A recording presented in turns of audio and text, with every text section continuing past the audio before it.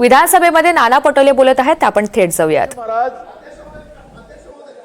माझा स्पेसिफिक मुद्दा या ठिकाणी माझा पॉइंट ऑफ प्रोसिजर आहे अध्यक्ष महाराज, की या ठिकाणी ज्या पद्धतीनं मगाशी एका सन्माननीय सदस्यांनी तोच विषय उपस्थित केला, मंत्री उभे झालेत.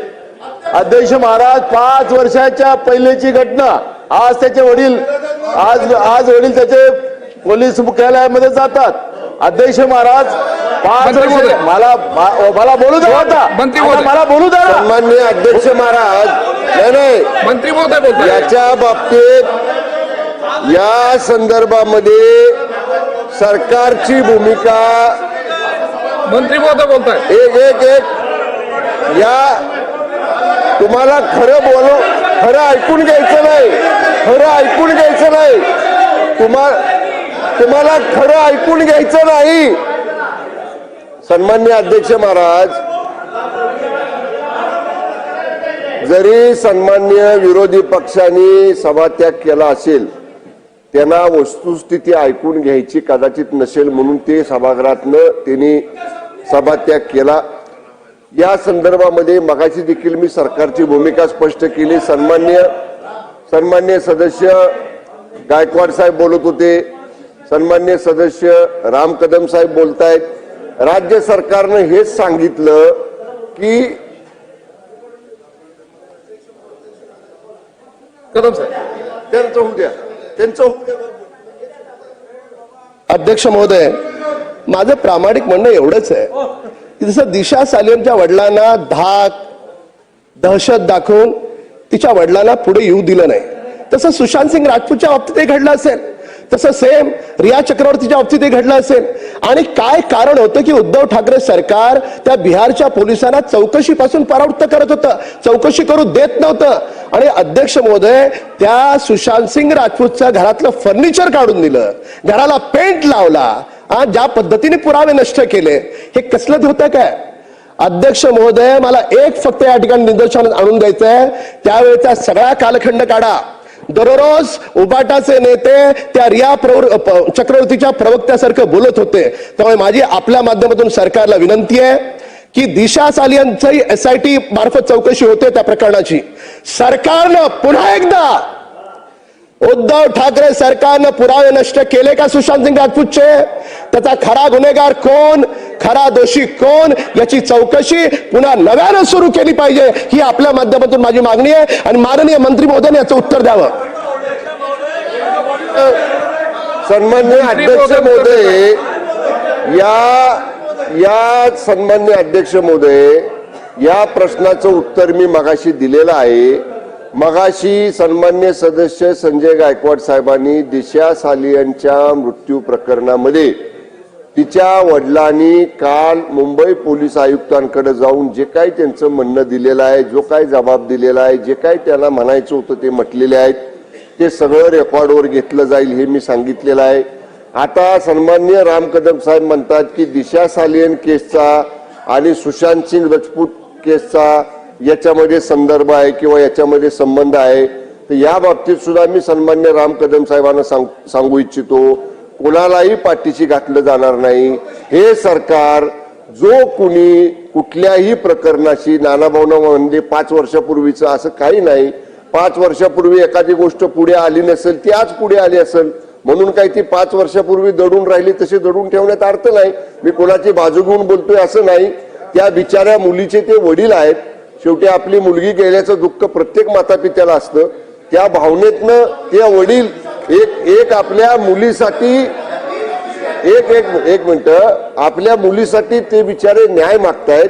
त्यामुळे त्यांना जे काय म्हणायचं असेल ते त्यांचं ऐकून घेतलं जाईल, रेकॉर्डवर घेतलं जाईल.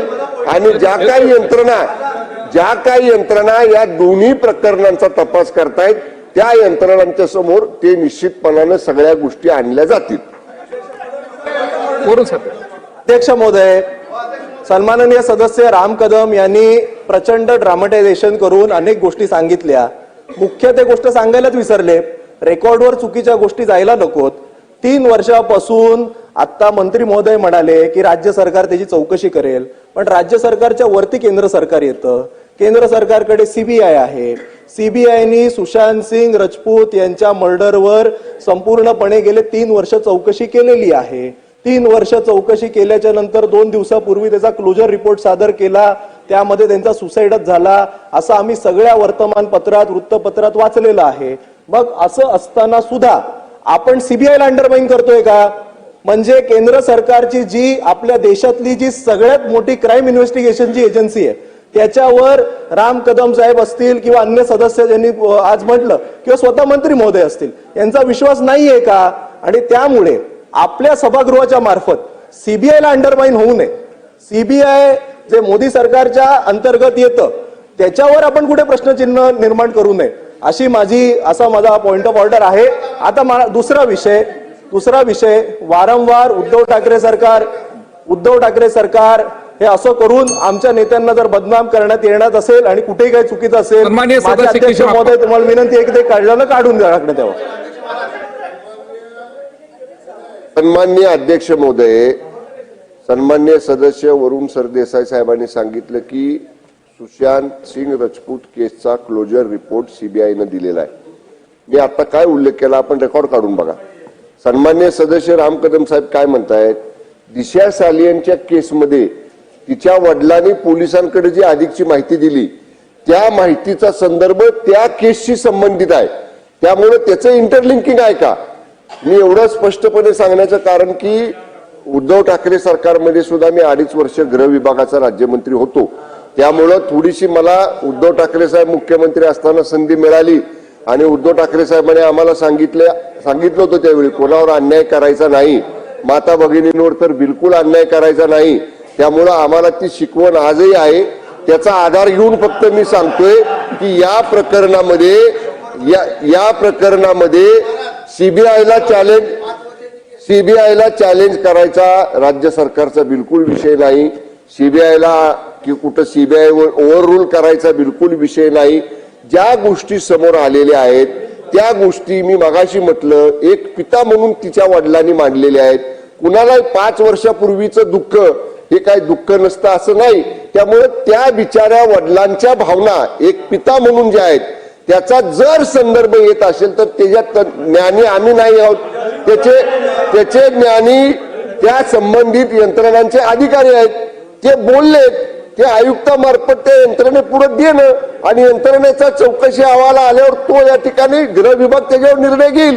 जर आपण काही केलंच नसेल तर चौकशीच करू नका, ते जुनच आहे ते आता घेऊच नका असं म्हणण्यात अर्थ नाही. दूध का दूध पाणी का पाणी हे या सगळ्या प्रकरणांमधलं बाहेर येईल. आणि हे सरकार जाणीवपूर्वक कुणालाही अन्याय कुणावरही करणार नाही, जाणीवपूर्वक कुणालाही बदनाम करायचा प्रयत्न हे सरकार करणार नाही. त्यामुळे निश्चितपणे अध्यक्ष महाराज या सगळ्या चौकशीनंतर सत्य परिस्थिती बाहेर येईल.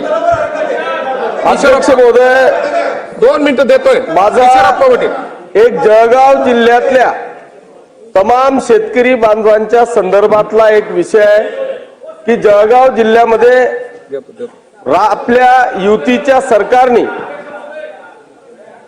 राज्यातल्या तमाम शेतकरी बांधवांचं जे व्याज होतं ते व्याज 3 लाखापर्यंत माफीचा निर्णय आपल्या राज्य सरकारने घेतलेला आहे. परंतु दुर्दैवाने 2022-23 आणि 2023-24 मध्ये जळगाव जिल्ह्यातले जवळपास 23,000 शेतकरी आहेत आणि 23,000 शेतकऱ्यांचं 7,55,00,000 रुपये व्याज हे केंद्र सरकारकडून बँकेला परतावा न आल्यामुळे जळगाव जिल्हा बँक ही जिल्ह्यातल्या सर्व शेतकऱ्यांकडून व्याज वसूल करते. माझी विनंती आहे की आपण संबंधित सहकार मंत्री असतील किंवा माननीय मंत्री महोदय असतील यांना आपण सूचना द्याव्या की 7,55,00,000 रुपयाचं शेतकरी बांधवांचं म्हणजे जवळपास 23,000 शेतकऱ्यांचं मोठ्या प्रमाणात नुकसान होत आहे